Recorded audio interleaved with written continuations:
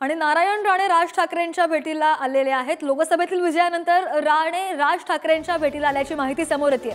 आपण पाहिलं की राज ठाकरेंनी महायुतीला बिनशर्त पाठिंबा दिल्यानंतर नारायण राणेंच्या प्रचारासाठी राज ठाकरेंनी सभा सुद्धा घेतल्या होत्या, प्रचार केला होता आणि त्यानंतर नारायण राणे आज ठाकरेंच्या भेटीला शिवतीर्थावर दाखल झाल्याची माहिती येते आणि नारायण राणे हे राज ठाकरेंच्या भेटीला गेलेले आहेत।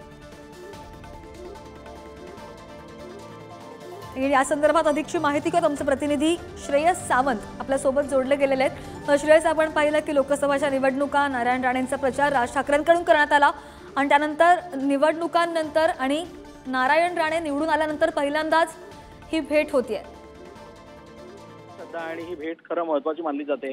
आपण बघितलं तर प्रचारावेळी पण राज ठाकरे असं म्हणाले की नारायण राणे यांच्या एका कॉलवर ते खऱ्या अर्थानं प्रचाराला कोकणात उतरले, ते सभेला उतरले होते। पण आता आपल्याला कळतंय की नारायण राणे आज राज ठाकरे यांना भेटायला आलेत। खरं तर ही भेट कालच होणार होती। कालच नारायण राणे इथं राज ठाकरे यांच्या बंगल्यावर म्हणजे शिवतीर्थावर येणार होते, पण ते आले नव्हते कारण त्यांना दिल्लीला जायचं होतं, दिल्लीला बैठका होत्या। मात्र आज नारायण राणे हे आलेले आहेत आणि पाहायला गेलं तर ही महत्त्वाची यासाठी आहे कारण विजयानंतर पहिल्यांदा बहुधा नारायण राणे जे आहे ते शिवतीर्थावर राज ठाकरे यांच्या भेटीला आलेत। एकूण जर समीकरण बघितलं गेलं तर आताच्या घटकेला जिकडे इंडिया आणि एनडीए दोघांच्या बैठका दिलेल्या सुरू आहेत, त्यात या दोन नेत्यांमधली बैठक खऱ्या अर्थानं महत्त्वाची मानली जाते।